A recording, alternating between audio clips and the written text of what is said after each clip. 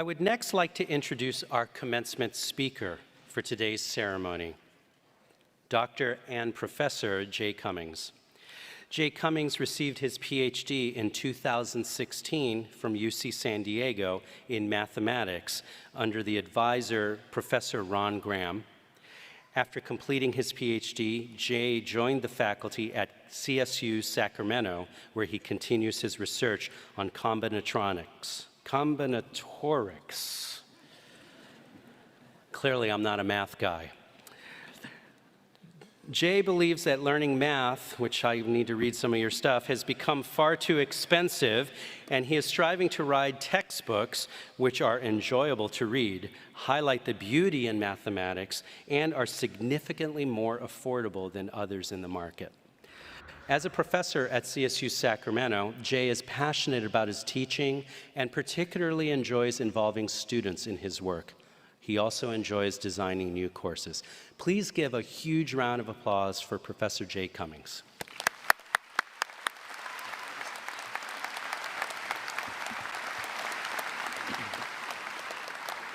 Well, thank you so much. Thank you for that introduction. And for starters, a huge congratulations to the graduates. You achieved something amazing today. And congratulations also to the loved ones who have supported you all this time, including parents, siblings, children, pets, and friends. Today is your day too. The last time I was at UCSD was in 2018 when I was on a panel for incoming math PhD students. And some of the students I spoke to back then are wearing a cap and gown today. But I'm not sure what advice I would have given them if I had known everything that has happened over the past 5 years. Getting an advanced degree at one of the top universities in the world is an amazing accomplishment during the best of times. And you all did it during a worldwide pandemic. If you earned a master's, this was no ordinary master's. If you earned a doctorate, this was no ordinary doctorate. Your accomplishment is even more impressive. Therefore, simply awarding you a PhD, for example, as impressive as that degree is, would still underrepresent your accomplishment. Given this fact, I would like to start my speech by proposing that we amend the degrees that you're all about to receive. The change is simple. It can be made with a Sharpie. If you earned a PhD, I move that you be granted a PhD plus. It's like a PhD, but just a little bit more, because you earned a little bit more. If you earned an EDD, I propose that you get an EDD plus. And likewise for a DMA plus, DAUD plus, and an MFA plus. This way, when someone looks at your CV in 20 years, they will know that this was no ordinary graduate degree. There was one exception to this. It turns out that the syntax doesn't work as well for the computer science graduates. So if you earned your computer science PhD, your new degree would be a PhD plus plus. That got a bigger reaction than I was anticipating. It is a C++ joke for the confused. It will not be explained. Okay. Sounds pretty good, right? Now, nothing happens in academia without taking a vote. So we'll have to take a vote on this. We'll vote using applause. Everyone can vote, not just the graduates. So by your applause, who thinks the graduates deserve a plus?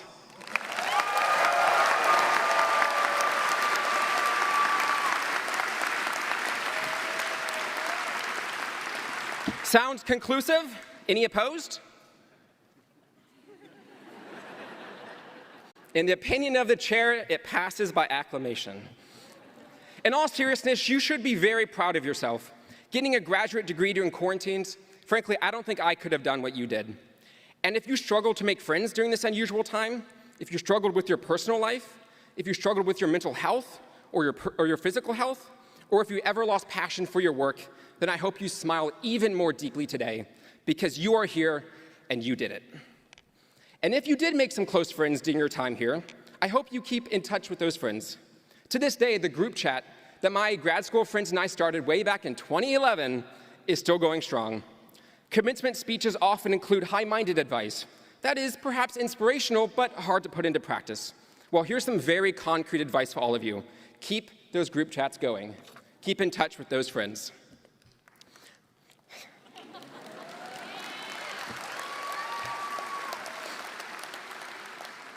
Now, it is every commencement speaker's duty to remind you that you're graduating into a changing world. Each generation is faced with new challenges. For your generation, these include a society where social bonds are fraying, a world where the climate is changing, and the maturation of artificial intelligence, whose effects are uncertain to be net positive.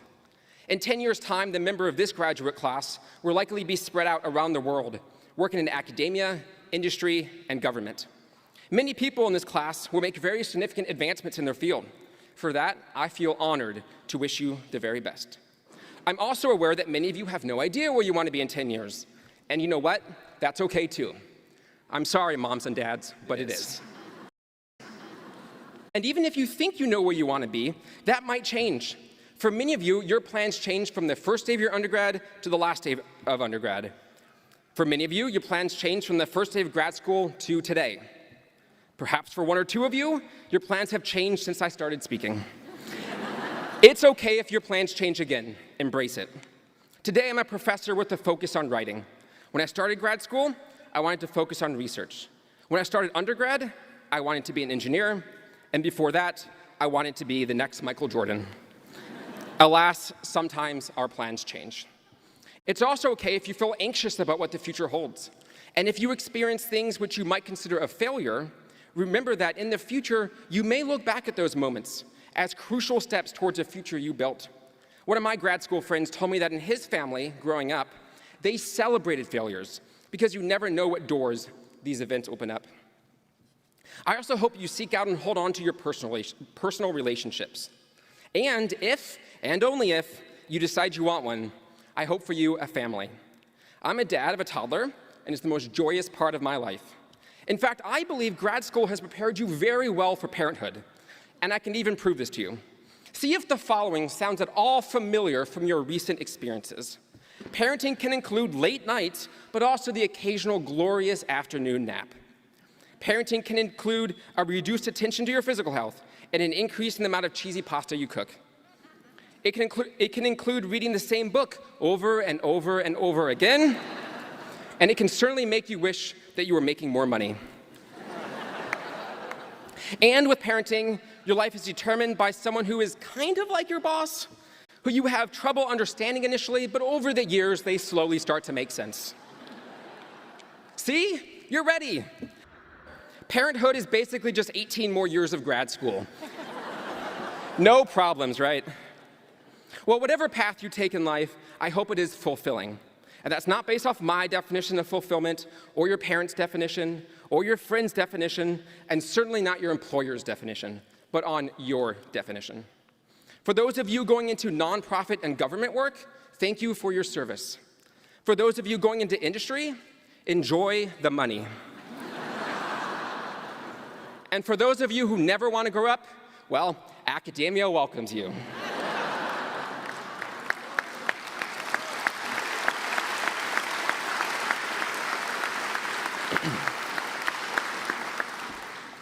I've been a professor for 7 years now, and this much I can tell you. The summers are amazing. A month off every winter? Incredible. But academia also has the habit of defining your values for you.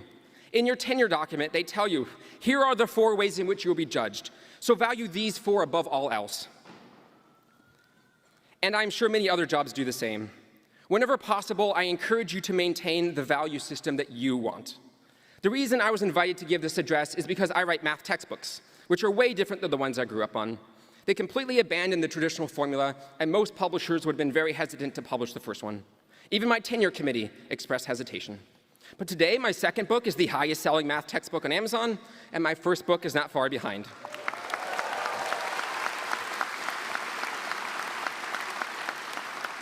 They are doing well precisely because I ignored the traditional value system and stuck to my vision and values. I hope you can also find this freedom. It really has been an honor to speak to you all today. While preparing for this speech, I discovered that one of the most famous UCSD commencement speeches from the past was delivered by Dr. Seuss, who is a doctor in kind of the same way that most of you are about to become doctors. I'm teasing.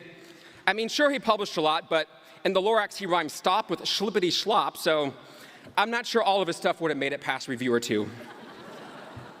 But as I was saying, Dr. Seuss, who, as you all know, was very well connected to this university, gave a commencement speech here. I could only find part of his address, but the part that was preserved for history is a poem he wrote, and which he read at the end of his speech. As it happens, I'm also an amateur poet, and I thought it sounded like a fun challenge to try to write a commencement poem that at least somewhat mimics Dr. Seuss's style. And so, if my advice didn't resonate with you, and if my jokes didn't land, well, let's see what you think about my poetry. And so, for perhaps just the second time in UCSD commencement history, I will force the graduates to listen to an original poem, which I promise was not written by ChatGPT. To graduates, family, loved ones, and friends, if you'd please wake up now, you can hear how this speech ends. 2 decades of work, starting from a school bus, has led to this moment, a degree with a plus. I hope you enjoyed your time at this school, in a town so lovely they named it the Jewel. What will you miss most? Your future self knows. But if you ask me, it is Oscar's Tacos. While some of you knew that you'd be here someday, most others had doubts that had pulled hopes away. Whatever your story or struggles or age, you're all equal now as you walk across this stage. And if you have earned a doctorate degree, remember the rights now afforded to thee. You could, for example, demand that your friends address you as doctor, as your title intends. But if an emergency happens today on your flight home to family to North Santa Fe, if your flight crew asks, is there a doctor at all? I want to say clearly, do not heed that call. Today you have freedom, your life just began. Have fun, have adventures, help out where you can. Each step moves you forward by each little toe. In the words of another, oh, the places you'll go. There's literally no better possible time to dream wild dreams that seem too sublime. It's hard to dream big when your life's in a blizzard, but it's easy today when you're dressed like a wizard. It's time to say bye and so long to this place, from Remack to Geisel to your favorite workspace, to that random blue house on Warren Mall's Heights, to your favorite spots where you spent days and nights, your office or lab where you had brilliant thoughts, your coffee shops, bars, and food takeaway spots, the classrooms you've been in to learn and to teach, and if you so chose, so long to Black's Beach. These places will go, but their memories stay. They've shaped who you are as you enter the fray. I hope you keep close all the friendships you've made. I hope you pay forward all that you've been paid. I hope you stay curious. I hope you seek truth. I hope you find peace when you're long in the tooth. I hope you help others throughout your life's way, and I'm honored to wish you the best on this day. Thank you all. Congratulations. Thank you.